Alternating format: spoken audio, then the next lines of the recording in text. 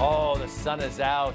We're expecting a big storm coming through here. Oh, tonight. Meanwhile, we have our next guest. Besides her incredible performance in, you said what? You also know her as Police Station Secretary Donna on NYPD Blue. She recently appeared in Hallmark Channel's Love on Ice. Gail OÄGrady, thank you so much for playing that game and agreeing to it. That was a blast. Sight unseen. That was a blast. You can play it at home with your friends. They might never come over again.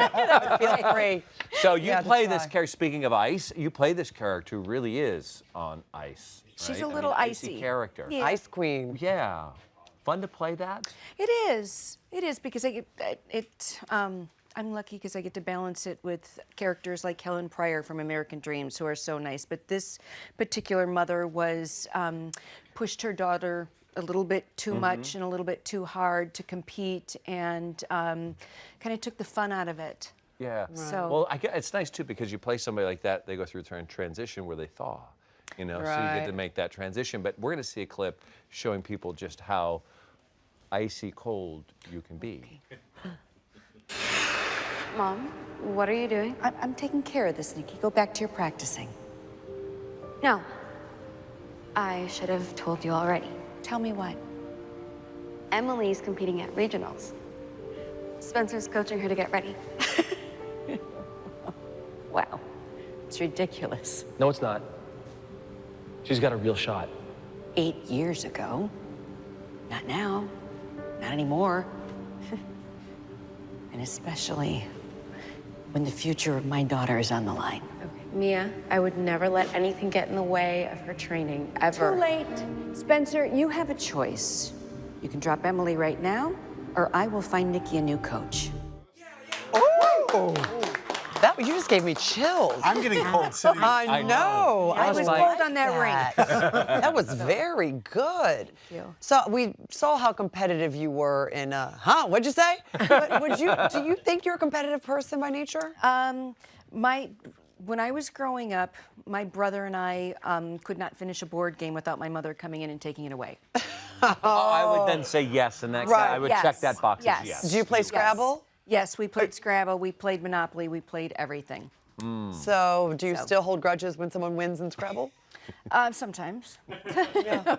I think my my boyfriend and I played checkers and gin rummy and things like that. And so I think my competitiveness ends with board games and It ends there.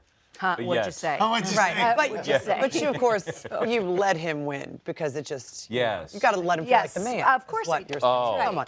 King.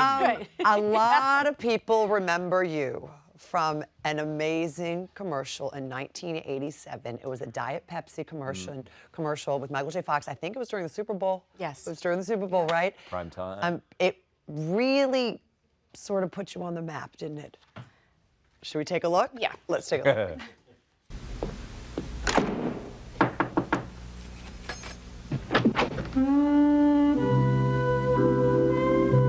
Hi.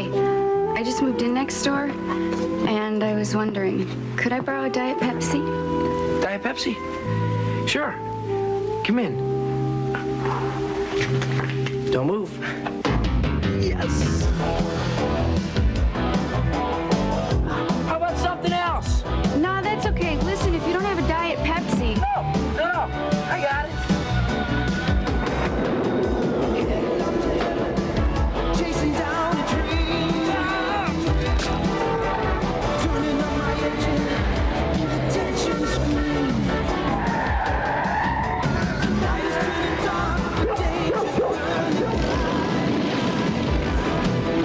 I'm out on the edge. Could I borrow a Diet Pepsi? Pepsi? Chasing down a dream tonight. I'm on the edge.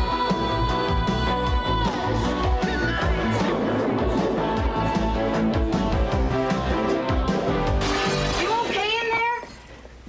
Here's your Diet Pepsi. That must be my roommate, Danny. Danny? Hi, I'm Danielle. You got another Diet Pepsi?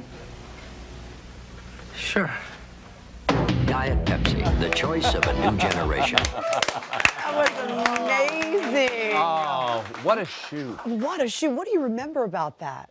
I remember how talented Michael J. Fox was. What do you mean? He would, their ad agency, that was a big commercial. And so the ad agency and Pepsi was there and everybody was there.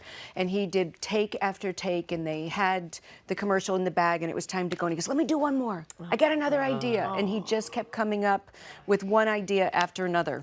And one better than the last and just outdid himself every time. He was incredible. And that commercial was really incredible for you, too. People were stopping you on the street. People everywhere. Like, who's the girl from the Diet Pepsi commercial? Nobody knew who the girl from the Diet Pepsi commercial was because I didn't have a publicist. I didn't know anything about that kind of stuff. And one time my mom and dad were riding in the car, and this is before cell phones and everything. And they said, the DJ in Chicago said, if anybody knows who the girl in the Diet Pepsi commercial is, call us. And my mom and dad are like, pull over, find a find a phone. So She's right here. Yeah. Well, That is so cool. When you think of Michael J. Fox coming up with ideas to make things better, that you did that with your audition for NYPD Blue. Yeah. What was that story behind it? I had wanted to work for Stephen Bochco for a million years, and when I moved out to LA, they were doing LA Law. That was like the big show on TV, and I wanted to be a part of that so bad. So every time I would go into audition, I would fall apart. I mean, just have a nervous breakdown. Right. Couldn't get a word out of my mouth. I was so nervous. And so never got on LA Law. And when NYPD Blue came along, I thought, this is it. I know what this script is. It felt important to me. It felt different. And I thought, I will create this Donna Abendando. And I thought about how everyone else would go in and how they would do it. And I thought, I'm going to dress the role. I'm going to be the character. I went in as Donna Donna without the Angora sweater, but I went in as Donna and with the accent, the whole thing, and You teased the hair and did the bouffant, everything. And then Stephen Bochco said, after I was finished with the audition, he sat back and he said, that was absolutely delightful. Why haven't I met you before?